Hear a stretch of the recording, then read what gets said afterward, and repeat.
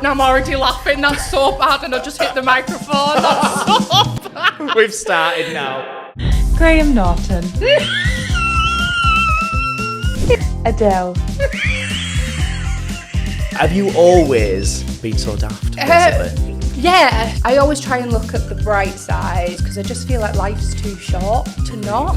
Do you feel sometimes it masks dealing with stuff? Absolutely. My dad passed away, and that was the hardest time. He was diagnosed with brain cancer, and we kind of just watched him. Gosh, it's got very dark very quickly. He always tried to laugh, and that was till the very, very end.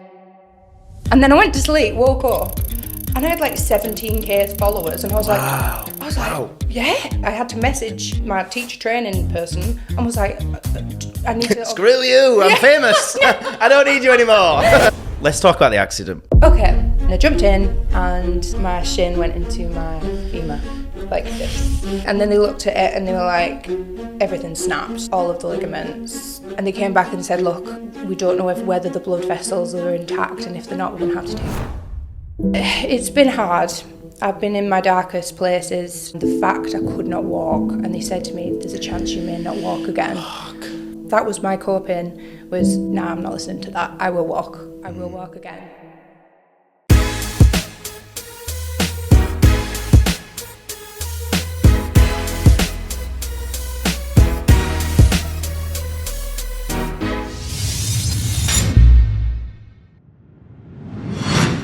Hey everybody, and welcome to this episode of the Success School podcast. I just want to say thank you so much for being here and taking time to listen to the show today. And I also just want to make sure you are aware that my whole mission with this podcast is to be able to give people access to conversations that are going to enlighten, they're going to inspire, and they're going to give you the information needed to genuinely start to live a happier, a healthier, and a more fulfilling life. But here's the thing, I am just one man. So that's really, really hard to get a lot of people to be positively impacted when I'm doing this alone. So I'm just going to ask a little favor. And I know you're probably sick of hearing this. You probably hear it on every podcast you listen to.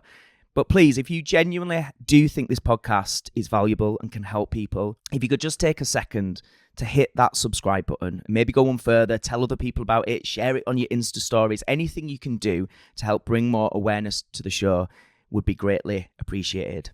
Thanks for being here, and I really hope you enjoy this episode.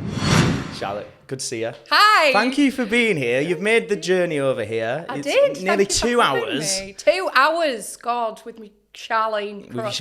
Yeah, that's the name of the crutch, right? Yeah. Charlene. Char. I think you're like officially my second kind of TikToker, Instagram. What is your title? What would you call yourself? That's a good question. Still figuring it out. Yes, content creator. Yeah, okay. I get called influencer, and that makes my toes go inside themselves. So, Yeah. Have you done the swipe up to get 10% off my teeth whitening yet? Well, no. That means you definitely has. You have, haven't you? Have you actually done that? I haven't. Oh, okay. I haven't. Then you're not an influencer then. No, but I haven't bought High Smile. Okay. So that's a good start. Okay. So I want to start with your sense of humour, because obviously that is part of what's made you so likeable and so loved. I want to know, where does it come from? Like, have you always been so daft, basically? Yeah, I have, to be fair. I think it came from my mum and my dad. My dad was very much like a, not like a party animal, but like he was the centre of attention. Like, if you go into a room, he was very much like, everybody would kind of gravitate towards him. I've heard you say he was like an icon in your local area, right? He was an icon, yeah. And I'm from a really, really small town, and everybody knew him.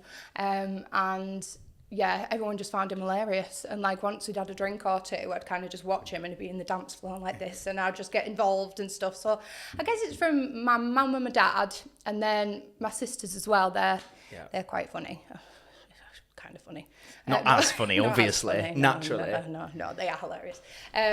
So yeah, I guess it's from being around kind of people who are daft as well. So with it, like, was that always a thing? Just growing up, it was always just. I mean, did you see your parents be quite serious at times? Is there both sides, or is it like they would just laugh at any occasion? Because I know you said, and we should probably give context to this because it sounds disrespectful, but I know you said half your family was like laughing your tits off at your dad's funeral. Oh, yeah. Like, we should probably say a little bit about, because that sounds awful. No, it does. And I'm already laughing. That's so bad. And I just hit the microphone. That's so bad.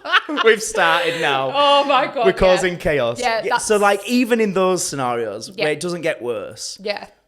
you're still laughing, right? Yeah, I think it's definitely like a coping thing for Okay, me. So yeah. like, I always try and look at the bright side, and I always try and find the positives in different situations, because I just feel like life's too short to Agreed, not. yeah. No matter how serious it is, like you've got to try and find the fun. The funny side, and like be light-hearted, and although that's a very serious situation. Yeah, I don't know if anyone would think like Dad's funeral, do we need it there? But I know that you've told the story about what happened. Do you want to just like explain that to people? Because I think it's needed right now. So my dad passed away about 5 years ago now, and that was the hardest time. Him passing. He was diagnosed with brain cancer, and we kind of just watched him. Gosh, it's gone very dark very quickly, but he kind of deteriorated over a year, and there's no cure to I don't want to get it wrong, glioblastoma, I believe. Okay. Yeah. And he passed, and he was my best friend, and it is something that I deal with still now, grief. Yeah. But he always tried to laugh at everything, and as a family, we've taken that element of him, and we've kind of implemented it into ourselves. And that's kind of where I've got it from, is like, no matter how hard it may be, you can still laugh. Yeah. And so even when my dad was in the hospice, he'd lost his he couldn't speak, right? Okay. But he could still sing. And he sang, I'm Spinning Around by Kylie Minogue. Of course, yeah. He would sing it in a Scottish accent, because he couldn't speak, but he could sing. It was weird. That is and he was strange, like, isn't it? Is that a normal thing though, that, like with what he had? Yeah, so basically, well, not necessarily. So your brain, this is what I've learned like from his circumstance. So your brain is crazy. So basically it was on the left side of his brain, and that affects your speech, right? But then on this side of the brain is your expression. Got it. And singing, laughing, swearing, so is actually your expression. Wow. So that's why, like, say people with Tourette's, they often swear.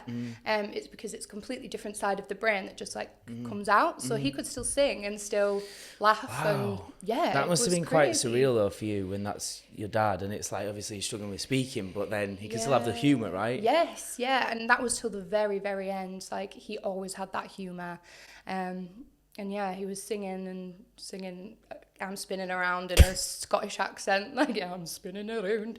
Very odd. Don't know why that song. I don't even think he was a Kylie fan, to be fair. No. But yeah, so we kind of took that from the sadness and took that part of his personality and kind of have implemented that. And that's what led to the funerals. So Yes, the funeral. So we were at the funeral. Obviously, it was a huge turnout. Like, there was hundreds of people, and Nice.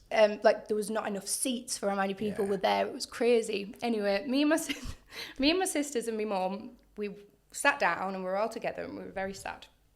And we had our heads down, and there was an organ player, right? Bless his heart, an organ player, and he was playing so loud, right? And he kept hitting the wrong note. I love it. Da, da, da. And like we were like trying to like compose. It's like the first time you hear it though, you think, was that right? And then you notice someone else, right? And it's gone wrong again, and it's like that awkwardness in it of like, And then when my sister started like going, I was like, oh no. I was like, this isn't funny. And we all just started like proper pissing ourselves, and we were like, this is so inappropriate, like laughing. But it was just, and he kept doing it over and over again, and it was just so loud. Oh, but it was hilarious. But that's why we laughed. It wasn't like... And I know you said as well, that's the sort of thing that your dad would have laughed at, right? And he'd have loved. So it's quite a nice thing in that regard. What about, you said it's a bit of a coping mechanism. Do you, obviously, I think laughter's like one of the best things in the world. Like being able to just belly laugh like that is amazing.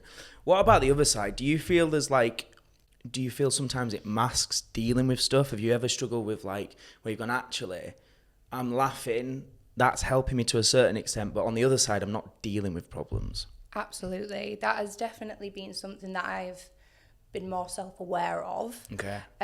Because I used to, not so much now, but I would kind of like brush things over and pretend that I'm okay. And like, I don't know, if I wasn't focused on something, so like, for example, when my dad did pass, I moved to London and did a degree because I was like, I can't like process this right now. And it wasn't until I would say about 3 years ago when it really kind of sunk in and hit me, and I was like, I have not dealt with this well. So I had to stop. So I was a secondary school teacher, so I had to stop that for a little while, and just take some time out and then get back into it, because I was like, I've just hyper focused on something else rather than dealing with this grief. And it's and I think that's quite common. I think a lot of people do that. I think I'm interested, what was that process like at that point when you went, right, I need to stop avoiding, maybe stop using laughter so much and actually deal with it? Have you got sort of any advice based on what helped you start to deal with? Because I'm sure there'll be people listening right now that will resonate with, where whether it be, I don't know, it could be something like a past relationship, it could be losing a loved one, where they've just not dealt with it and they've not stopped, because we do that, right? We just keep going. What would your advice be? It would just be kind to yourself. Allow yourself to feel, because I feel like, especially, it's good because now people are starting to talk about mental health and grief, and even relationship, even breaking up with someone I would class as grief, because that person's no longer there. So it's just allowing yourself to have the moments of sadness. And I used to beat myself up. If I needed a day in bed, for example, just being sad, I would beat myself up and be like, right, come on, get a grip. You got this. That was my coping mechanism, was to keep going, get a grip, you'll get through it. Whereas now I've become more aware of what my body needs and what I need. So if I feel myself being sad, I'm like, okay, I'm sad. Tell somebody that you're sad. Like, I tell my partner I'm sad. I never used to do that. I just pretend that I'm okay. Right. And just be like, I'm having a down day. I'm just going to allow myself to do this. And just listen to your body, because if you just keep going and you keep pushing through all of these things that are happening to you, at some point you're going to break. And that's what happened to me. So now I've become more self-aware about what I need to do in the moment to make sure that I'm dealing with things and healing, and talk about it. Like, whether it be to your friend, whether it be to social media, some people do that as an outlet, journal. Just really allow yourself to do whatever you need to do. I think that's such good advice. I think, like, even away from necessarily something as extreme as grief or loss, just generally in life, I think we can get into the rat race, especially with things like social media. And I don't know, I feel like people feel like they need to be turned on. Wait, I got sexual. You went sexual already. I feel like any other guest I could have said that. I could. Light and shade. We got straight to sex. With grief, we're not being turned on. I feel like any other guest I could have said that and it wouldn't have been an issue, and I just stopped because I knew it was you. And I thought she's going to pick up on this. I mean, like, we need to be switched on. That's a better phrase, isn't it? We're going switched on. Yes. Not turned on. That's it. Separate. If that helps you. If it helps, if it's your thing. Maybe that is the answer. That's the solution. If you're stressed out, you need to be turned on. Stressed out, sort yourself out. There you go. But what I was meaning is, like, we have such busy lives today, right? And we're just like constantly from work, then with social media, we've got friends, we've got family. And it's all these pressures to constantly be switched on all the time. And I think just generally that advice you're giving there is just listen to your body a little bit more. Like, when do you need to just go, do you know what? I need a fuck it day. That's what I call it. Like, a day where you just have like shit food, watch shit telly, and just do fuck all. And actually, that then makes you feel like, I actually want to go to the gym tomorrow. Or, do you know what I mean? It gives you that ambition again. Yeah, definitely. Let's talk about your rise on social media, because it is amazing to see the content and to see what you've done. I'm interested in, like, the beginning. What made you start posting on socials, and what was the aim? Was the aim to be this huge TikToker that is known all over the place? Well, I actually started in lockdown, like a lot of people, but I was doing my teacher training then, and I hadn't actually got a job in teaching then. And my sister was doing it, and she was doing like lip syncs. She's called Cat's Clips. She's got quite a few followers, and she was just like, I don't know, she started doing it and everybody was doing it, and I was like, you know what, I'm going to start doing it, like, not for any reason, just for fun, like an outlet. And I think the first video that went viral was, it was a pun video. I love a good pun. Yeah, I've noticed. Bloody love a pun. You've got some good ones as Thank well. you very much. I'll take that. And I just did like, I don't know, I think I've recorded a jam on a handle. I was like, "Ma'am, the door's jammed." Yeah. It's so bad. That's quite a shit one, actually. It was compared awful. to what I've seen. That's not your best. Yeah, thank you. And is that the one that went viral? Surely not. Not just that, not just Okay, that. There was a okay. few others. What was the other one? Hit myself in the face with a mayo bottle and said, "What the hell, man?" Did you wink as well? I did. I did then. I don't know why I did. But yeah, so that went viral. And then I went to sleep, woke up, and I had like 17k followers, and I was like, yeah, it just like blew up, and I was like, oh my god, like I had to message my teacher training person, and was like, I need to. Screw you! I'm famous. I don't need you anymore. Nah, stop that. I don't want to teach. Fuck the children. I'm gonna be a TikToker. Well, so I messaged her and I was like, what do I do? Like, 17k was a lot. I was like, I don't know how to handle this. And she was like, just be like responsible with what you post. Right, yeah. To begin with. Okay. Because you were a secondary school teacher, is that right? Or you were training to be, right? Training to be. And I was so the lady who was my mentor, she was getting me a job. And it turns out I did get the job there and started working there. And then, so I had to put it on private when I got the job. Oh, God. So I had to stop it, which was so annoying. But, like, I love teaching, don't get me wrong. And then skip a few years. So I was teaching for about 4 years and then had my accident. I always do this to my accident. You know the Will Smith meme? Yeah. That's the accident. Yeah. I had my crutches over there, by the way. That's why I'm doing that. Just to be clear, Just to be clear, Charlene. I had my accident and then opened it up again, started posting, and then it just all grew again. And then I was lucky in that sense because I couldn't teach. That's mad. Okay, so because like people are told all the time, like you must keep going, consistency. You know, when they're told about how to grow on social, but you had this massive break, and then when you came back to it, was you feeling pressure like I have to make a really big video, or is it just doing what you do again? Yeah, just doing what I did. So I was bedbound. I couldn't walk for like a year. So I just started posting silly TikToks. I think I did like a funny face one and I was just laughing at myself. A daily occurrence. I was just laughing at myself. I just love that though. Just put me in a room on my own. I'll laugh at myself. Sorted for days. As long as there's a mirror or something. Yeah, I'll just be like. So yeah, just started. Oh, yeah, we've had a chat. We can't bang on stuff. We can do big hands. We like jazz hands. But just I can't don't bang. Yeah, we're good. And what did James say about your bum cheeks? That really threw me. Oh, right. So I was sat like this. Yeah. And I had to put both bum cheeks on either side. So that was, I think, his opening line was "part your bum cheeks." Part your bum cheeks. I was like, Cheers, James. I like this podcast. That's how to welcome our guests. Thank you, mate.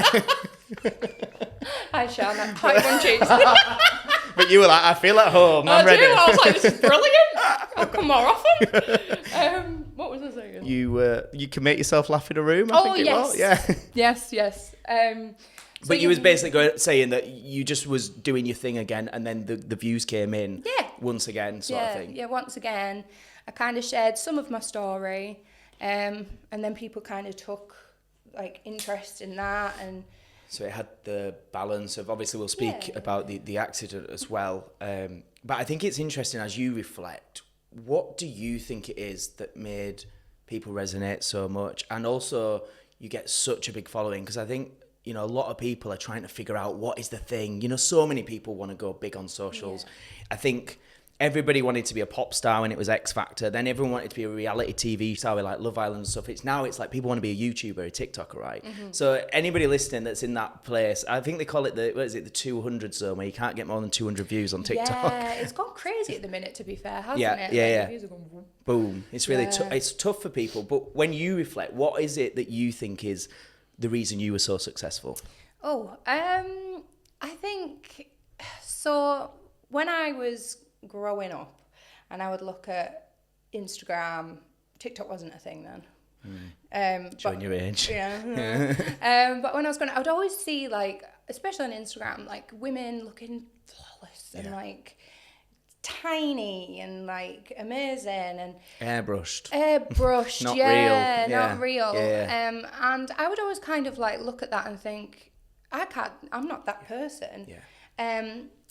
So because it's such a small percent of people that look like that, and like, joking aside, they don't look like that either. And that's the thing. And I think so many of us have grown up with that, where there's this idea of perfection on socials, and I think it was aspirational for people, and then you get tired of the bullshit, right? It's so true. Like, I don't care about materialistic things, and I don't think a lot of people do now. No. And I think that's kind of the angle I took, is just be myself. Like, if I don't want to wear makeup, I won't bloody wear makeup. If I've got no bra on, a lot of my videos don't, and you get like keying cars left, right and centre with my nipple, but Bet those videos do well. Yes.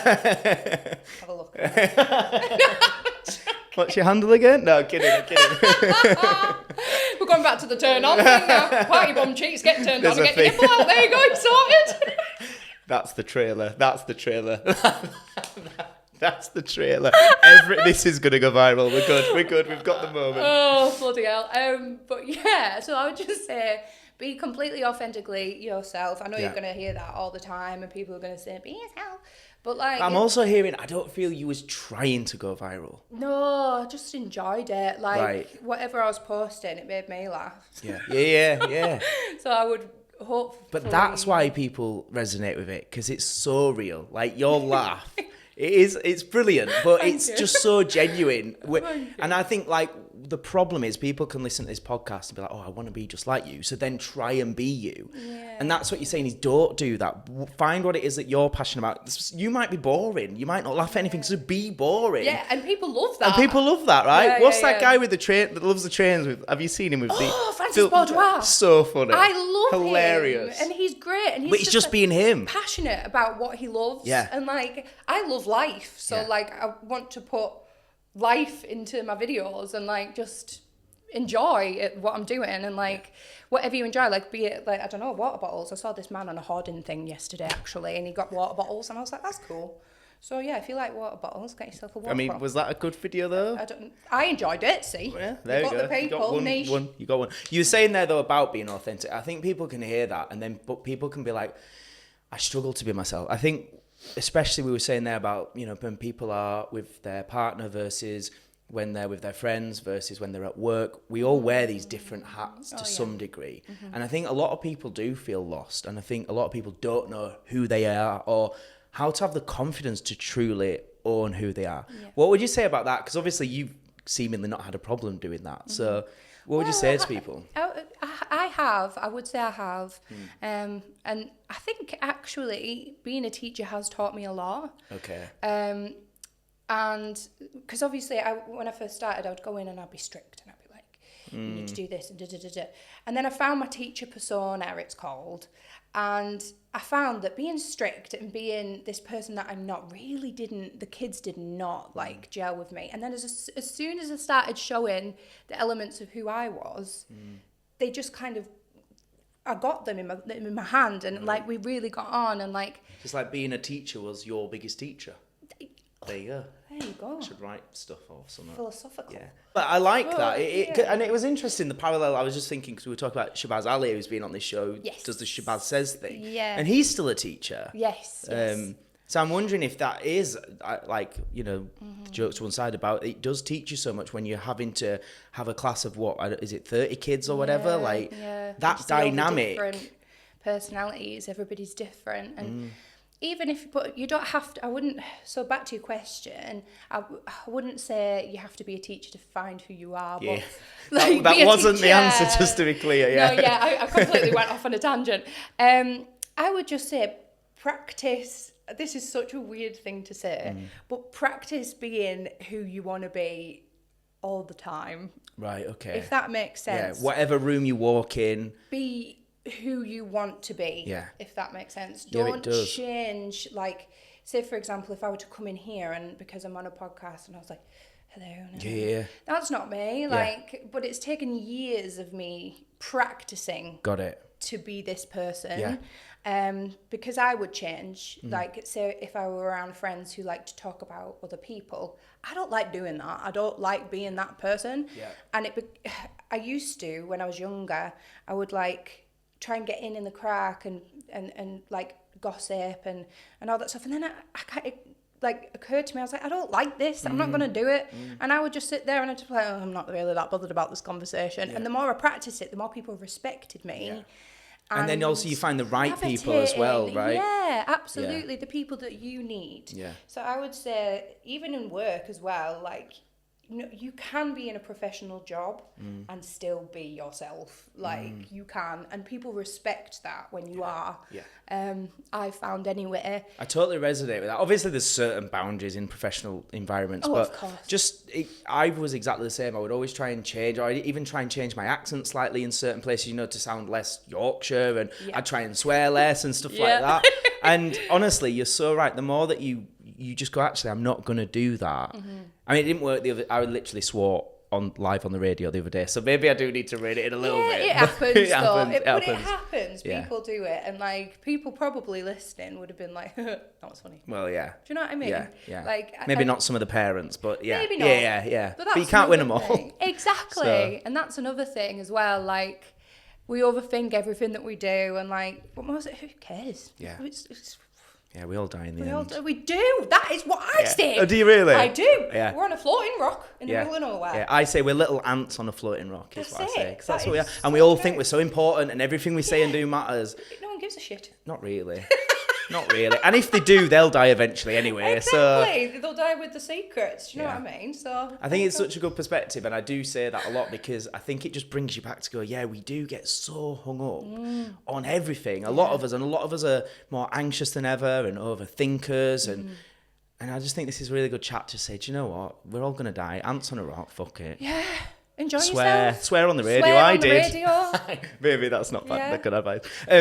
As you've obviously grown then with your social media following, I'm interested, how has that evolved with your content? And do you feel a pressure to do certain types of content, to be consistent with content, to do things so you can get brand deals? Like, how has things changed and where are you at with it today? Yeah, I would say it has changed. I think when I first started doing it, I would post kind of as and when. Whereas now, I wouldn't necessarily say it's a pressure because it's down to what I want to post and what I like and what hopefully my followers will like. But obviously you have to be mindful of what your followers want, right. I would say now, because they followed you for a reason, if that makes sense. So like some of the stuff that I post, I'll have my followers in mind and I'm like, they'll love this, they'll really like this, like hopefully anyway.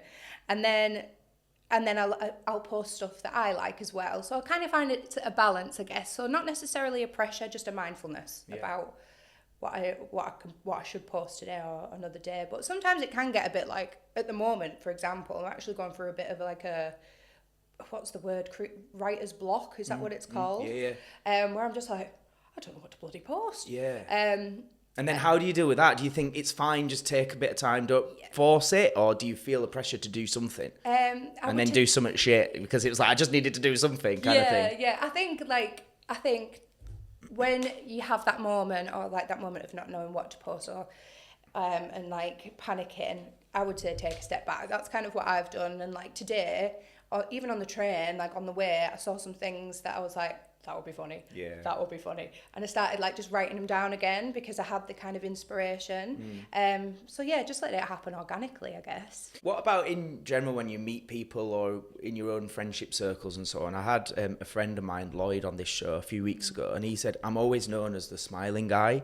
I'm like the guy that's always positive, always doesn't take life too seriously. And he's like, but I do struggle sometimes. And I feel like I can't show that because people are like, oh, that's not what we're used to with you. Have you ever felt that pressure to be the funny one because that's what you're known? Yeah, definitely. A lot of, like going back to 5 years ago, a lot of that time was me keeping up that persona, and I just really didn't feel like it, and that's what like that's what broke me. So now I definitely have that balance. And I do try on my social media as well, so on there I've put female empowerment as well. So I kind of talk about, it's not necessarily just female empowerment, it's just empowerment, like empowerment and just being completely yourself, hence the name was fully Shark Craig. That's where the name came from. But I decided to change that and just have Shark Craig because I was like, I just want to be known as me. But yeah, there's definitely like, I feel like as people, we are so versatile. Not versatile, is that the right word I'm looking for? I think it is. Versatile? We're so... This is why people love you, because you just say what, like, most of us would say it and just go with it and blag it. Whereas you're like, I don't know if that's the right word. Does anyone know? Can anyone help? Is that the right word? Versatile. We have different. Yeah. We're a chameleon. Yeah, We're different. We have different like textures, that's colours. Colours. Yeah. I think people get the gist. We're good. Anyway, yeah. So, it's important to show all sides of that. Yes. And I like I say, over the past few years, I've definitely come to terms with that's who I am. I have my times of being sad. I have my times of being quiet, which you might not actually believe. I don't. No. No, but I think it, like, joking aside, it is true. And I think as you grow on socials, there is a certain level of responsibility of, people like me for the humour, but also I am a real human. And it's kind of the same thing as we were saying there about the Instagrammers that look perfect. You see more and more of them now showing the other side of, I mean, you see, it gets a bit annoying, to be honest. All these gym people going, look, this picture was taken 3 minutes later, and I look really, really fat, and they look no different. No, it's like, I hate that. And it's all they've done is change the lighting, and we see through it. Yeah, just like, I'm not about that. Like, just be, like, you're fit. Yeah. Own being fit. Just be fit. That's it. Stay in your lane. We can be chameleons. Yeah. You just be fit. There we go. Yeah. Now everybody knows the place. Yeah. Let's talk about the accident. Okay. If it's all right. Absolutely. Yeah, fine. Obviously, for those that don't know, you nearly had your leg amputated. So would you just take us back to that day and tell us a little bit about exactly what happened? Yes. So I was out with my boyfriend and my sister and her partner, and we just decided to go paddleboarding because it was a nice day, and it was actually 9/11, the day. Of course it was. Well, of course it was. Yeah. It wouldn't be any other way. Yeah. Anyway, so it was the 11th of September, so it was like just coming into like the colder time. So we were like, we'll go paddleboarding. And my sister and her partner were like, you know what, we're not going to do it. I was like, okay. So me and my partner, we went, got dressed, went in, and I was jumping into the water the whole day because we were told we were allowed to. So I was in the water and I was swimming. And then we were about to get out and I was like, oh, I just want to jump in one more time. No way, really? Yeah.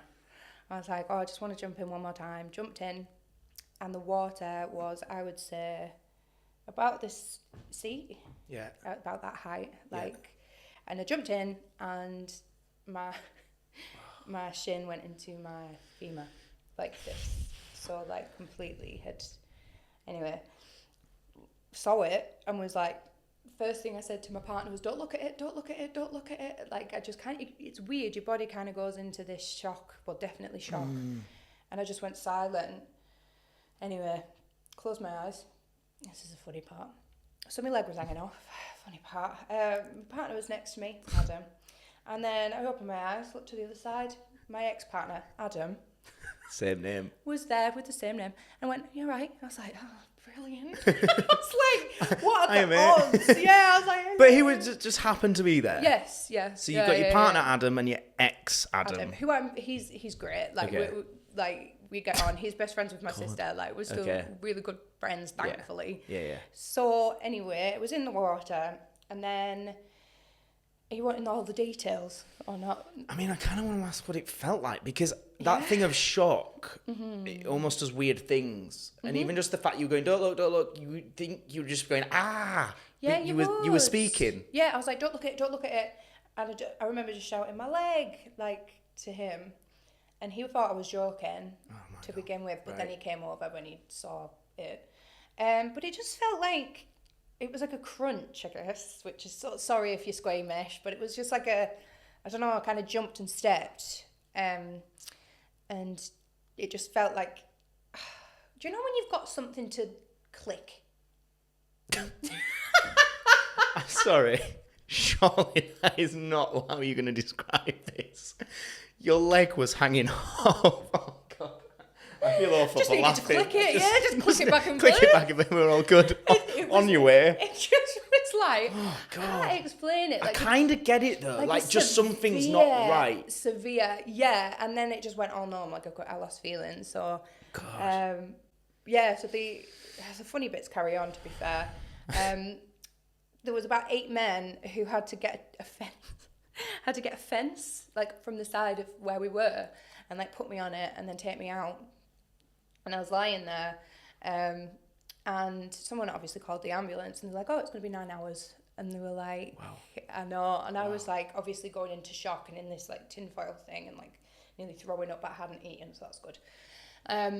Luckily, there was this guy there who used to work in the medical police department, and he knew the code to say, and was like, "This is a 3.59. I don't know if that's the right terminology.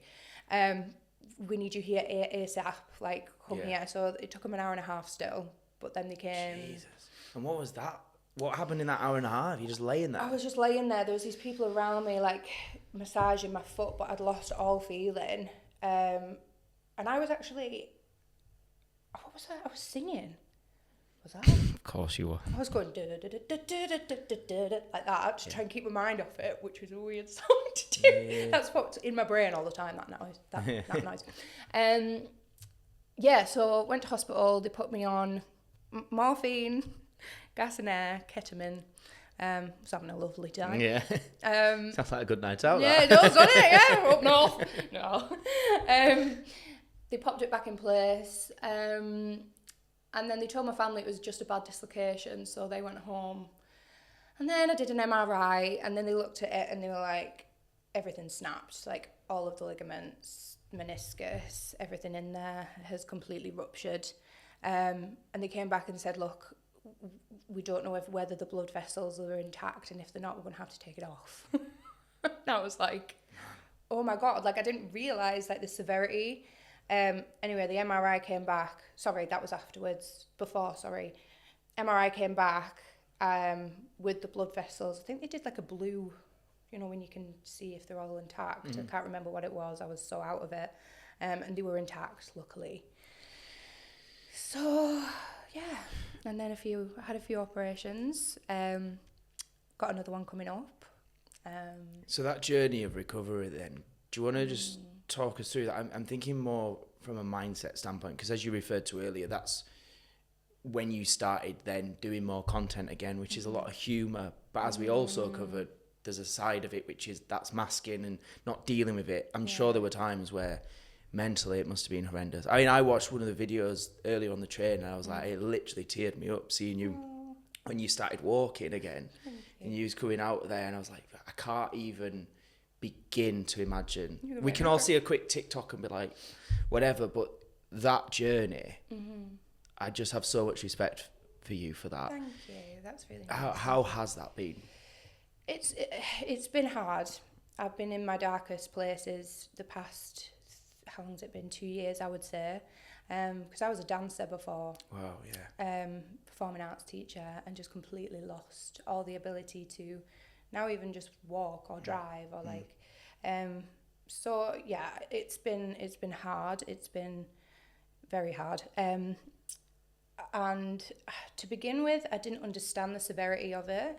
It wasn't until after my first operation and we started the rehabilitation process, and the fact I could not walk, and they said to me, "There's a chance you may not walk again." Fuck. I was like, my life has completely changed. Yeah. I mean, what in that moment, how do you take that in? Oh, I didn't. I just like, I was like, that was my coping was, nah, I'm not listening to that. I will walk. I will walk again. There's nothing that you can say to me. Like, I'm still now, my favourite thing to do is hike. So I'm like, I'm going to hike again. And that's still my mindset now. Maybe not dance again, but hiking is what I want to do. And like, that is the end goal of just being able to do that one thing that's my favourite thing. I don't want that taken away from me. So that's what I'm aiming for. and that's kind of how I coped, I guess. But it has been hard. It has been. And then to get knocked back, have another operation, start scratch again. Yeah. It's just been, that was a journey. And then now to find out I need another operation to go through it again. I think this time's going to be the hardest one because I'm like, I've done it twice. Like, it's just tiring now. Like, I'm happy where I'm at. Like, but I'll get through it. I know I will. How important has it been, like, having your partner Adam and family, like, and how has it been for them? So my partner has been amazing. Like, when I couldn't walk, I couldn't even go to the toilet by myself. He had to pick me up, put me on the toilet and clean me, like, because I couldn't do it. He's been my rock. He really, really has. And I'm so grateful for him. And he's just got me through it. He really has. And like, just been patient, and he's not complained once. Not once. Wow. Never. Have you? Because I get the vibe that you haven't. You've just got on with it. Oh, I have. Oh, okay. I have. I have days where, like, I'm like, it's not fair. Like, and just, and when it hits you, because, again, grief. Yeah. You're grieving what you could have had or could have been, because it's just all taken away like that. So, I would class it as a form of grief, and it hits you, and you're like, oh my God, like, I can't dance. Like, I can't do what I love. Like, I can't go for a run. I can't go for a walk. I can't. It's all got to be planned, and it's a completely different way of living. Your mindset just completely changes. And if it wasn't for Adam, I don't know how I would have got through it, to be honest. We'd just moved in together as well. So it's a lot. It's unbelievable, really. What would you say? What's it taught you about yourself? It's taught me, again, to allow myself to have the sad times. Definitely. And in a weird way, it's taught me that, like, if it wasn't for that, I wouldn't have this. If it wasn't for this, I wouldn't have what's coming. So it all plays its part. It all plays in a weird way. Because you stopped the teaching, which then meant you doubled down with doing content and the TikTok, and then that's then blown up, and you bring so much joy to so many people. And that's it. And like, life lessons. And now when something really, really bad happens, like the passing of my dad, my accident, I've tried to train myself to be like, you can apply what you've learned in this situation to future you, and it's made you so much more resilient and so much more, open to loving what you've got in life. It really does, in a twisted way. It really does. I think it's so easy for us all to take life for granted, right? And it sounds shit that it has to be stuff like so tragic, but often they do just remind us to be grateful for the little things, I think. Definitely. 100%. Get yourself some chocolate, a bit of peach safe, sort it out. So I'm trying to be good, and you've So just... am I know. You're just saying there's Weatherspoons after this. There's a Weatherspoon. First thing I noticed when I came down the road. She went, there's a spoons. Yeah. No, I think you texted there's a spoons, and I didn't know if you meant people. I sometimes call people spoons. You know, and you're like, he's a right spoon him, and I didn't know if you were just saying like all people. Of the spoons. Around here. Anyway, that's a tangent. You talked there about Adam, and I think like some of the stuff we talk about a lot on this show is relationships and dating in the modern day when you've got dating apps, and I had a relationship expert, Paul Brunson, on recently, and he was saying like the guy from maths who's like the expert on there. I'll get you in touch. And he's so like, he was so good. And one of the things he was saying is like it's never been harder to find and keep love. And I think, like he said, there's many different reasons, but I think one of the reasons is we are living in this world now where there's so many options and social media, and you turn on things like Love Island or whatever, and like they just very quickly go to the next person, the next. Like there's no loyalty. Apps. Yeah, it's crazy. Obviously, you and Adam, it sounds like, are really, really strong, and especially everything you've been through together. What would you say is kind of the thing that's made your relationship so strong? Gosh. Teach us, basically. We're all out here struggling. We're all struggling. Calmness, I would say, and communication. Okay, yeah. 1000% communication. If I don't know, we talk about. I don't think we've ever shouted. Wow. Maybe once. That's just unbelievable when you say what you've been through. But maybe once. Maybe once. Are you thinking of a time? I'm trying. Who? Was it you or him? I think it might have been me, probably.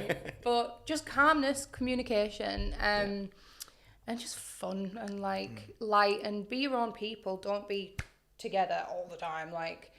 You've got to be your individual self, have your own goals, and then you just complement each other, and you learn to kind of accept what the other person's like, and the other person does. He's quite introverted.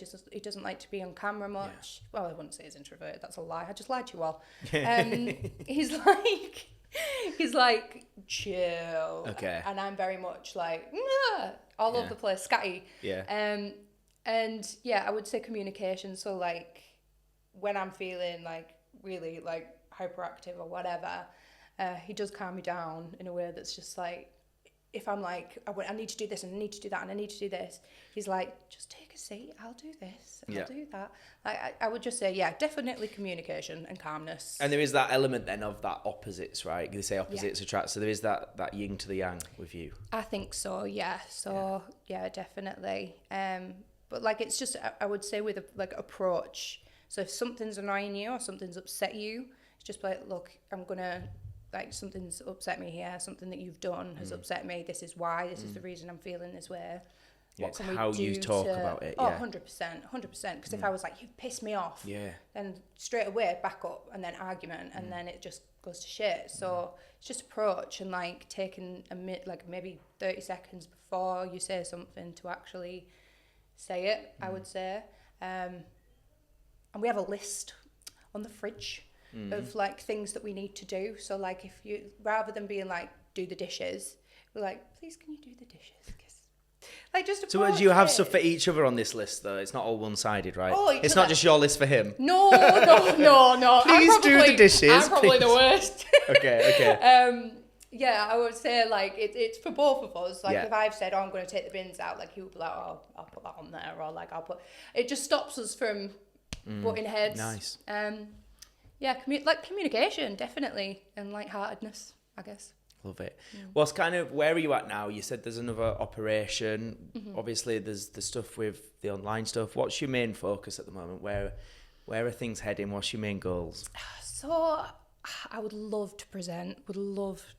And have you done a bit of it already? A little bit. I say that it was at a festival, and I was just on stage asking people questions and stuff. And nice. But yeah, definitely presenting. I would love to do that. And just making people happy. And inspiring people, I think.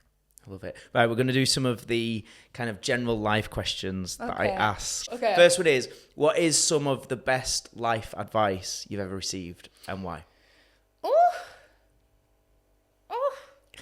That's a hard one, isn't it? The best life advice I have ever received. It was something to do with, I think I pretty much said it before, but it was something to do with the hard, take the teachings. Take the hardships as teachings or something. Okay, yeah. Learn through, grow through what you go through. Oh, there we go. We got the cheesy quote. I'm going to get that tattooed on me. No. Yeah, maybe. Not that. That's hideous. Not that one. It was definitely better than that. But yeah, that in a nutshell, I would say. Yeah. I can't think. But I do like the sentiment. I think the phrases on TikTok or Instagram get overused. But I do like that sentiment that when you go through the shit and you've obviously had more than your fair share of it, you've got two choices, right? It is going to break you, or it is going to be the thing that you can become stronger through. Oh, yeah. And I think that's the sentiment, as much as it's a bit of a wanky quote. That's one word. It's yeah. All right, flip side, what is some of the worst advice? Some of the advice that you maybe hear that you just go, that is just nonsense. Oh, maybe always care about what others think. Or something like that. Yeah. Never care. Yeah. Don't care. I don't care what other people think. Never care. Unless you're being a twat. Oh, Yeah, that's different. can I say that? I mean, you've said everything at this I know, stage. yeah, I probably have. Unless you're being a shithead, like you've got to be aware of hurting people. But Sure. like, do whatever you want as long as you don't hurt anyone whilst you're doing it. Nice. That was probably the best advice. Yeah. All right, this should be an easy one for you then. This is just especially for you because obviously you are known online for your cheesy dad jokes and your puns and stuff like that. Yes. So I'm interested from all the content you've done and all the different kind of dad jokes and stuff. Mm-hmm. What's kind of your top, I don't know, top 3 that you think are like just the you're gonna best? find them shit, I reckon. I mean, I'll be honest. If I do, Okay. I will tell you if I'm, or I might not get them. That's always the worry when you ask someone Yeah. to tell me a joke. You're like, and you get do that fake laugh. Yeah. So I might do that. Okay, that's Hit me okay. up. Let's see. Okay, Let's see. I'll take my time whilst I say it. I won't bang the table. Okay. Why did the man walk into the well? Don't know. Because he couldn't see that well. Right. Thank you. It was all right. I did get it. It did. Yeah. What's I love how another you one? she still laughs at her own. You laughing at your own more than I'm laughing at it. Oh God! What was another one? I see went that to the doctors. Oh, it's so good. I went to the doctors. Sorry. Oh gosh. Actual tears. I went to the doctors. No, I didn't. I went to the doctors because I kept hearing buzzing in my ear, and he just went, oh, "It's just a bug going round." That's awful. Thank you. Honestly, It's brilliant. is that one of your favourites? I like that one. Yeah. Okay. Dogs can't. Dogs can't operate MRI machines, but cats can. Yeah. That one. I do like that one. She got me on that one. Yeah, I love it. Oh, this has been amazing. Honestly, like, thank you so much for coming down. Thank you for having me. And I just love the fact that you share like both sides to it, as we've spoke about, and I think that's important. And I do think there is a movement happening online where there is more, and it's needed for more people like you. That we can have a laugh or we can look fit from time to time, whatever. But actually, showing the full kind of 360 roundedness of your personality. It's so nice to hear. Thank you so much. If people don't already know about you or don't already follow you, I mean, I'm sure they do, but if they don't, where's the best places? Like, how can they follow you? So on Instagram, it's Shah Craig with an extra G at the end of Craig, and the same on TikTok as well. There you go. Okay, and the final question that I ask all my guests, what is your definition of success? Happiness, I would say. Enjoy and life, living life to the fullest. That would be my definition of success. Love. I'll keep going. Food. I thought she was just going to say happiness, full stop. No. And then she looked at me like, it's not enough, is it? No. And now I'm thinking she's never going to stop. Milk in coffee. Cheese. Toilet. I don't know. Toilet brush? Yeah. After toilet? Yes. Had some scarves. I'll just get out. You just Yeah, but thank you so much for having me. Thank you. I really, really enjoyed it. Good, And thank you. Good luck with everything that you're doing. I'm going to need it. Smashing it. No one's listening, that's why. There's only my mum that listens to this. I don't know if we You're told you. smashing it. You're smashing it. No, No, thank you're you. doing so well. You really Thank are. you.